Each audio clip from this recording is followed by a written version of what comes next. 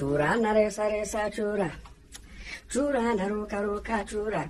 Jamani churu mama churu everyone churu. Bana, hiyo ni sauti ya mmoja kati ya watarishaji wakubwa kutoka Afrika, anaitwa Don Jazz, na hiyo video imetrend sana baada ya kumuona akiwa naimba zile chura na ruka ruka chura. Sasa nikaona isiwe case, natumia line ya Tigo au vipi, baada ya kubonyeza nyota 148 nyota 00 kisha la mareli, nikapata muda mwongezo ziada pale. Nikaona isiwe case, acha nimvutie Bishosti Snura waya moja kwa moja. Hii ikoje kwa yeye na Don Jazz? Ni kwamba alimwomba au ilikuwaje tu mchiza akajisikia zile vibe akaruka nayo Instanian?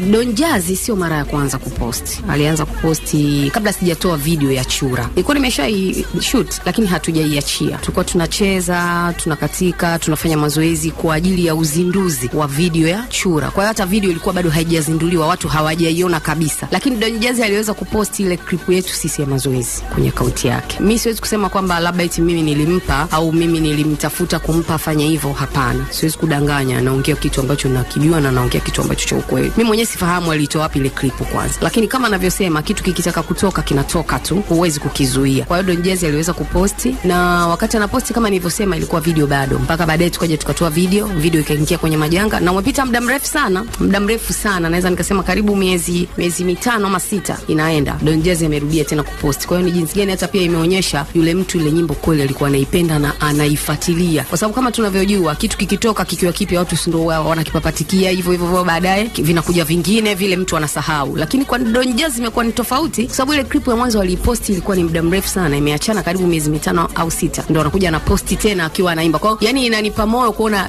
ni kiasi gani ameweza kuikubali ngoma yangu, na imemfanya pengine hata siku zote hizo alikuwa hata anajifunza kuiimba, kwa sababu mwanzoni aliposti sisi tulikuwa tunacheza, lakini safari hii ameposti akiwa yeye anaimba. Kwa hiyo jinsi gani alikuwa akiimba ile nyimbo kiasi kwamba mpaka sasa hivi ameiweza na anaimba vizuri. Okay, asa baada ya hiyo video kuna kitu yote tutegemee kutoka kwako na Don Jazz hivi?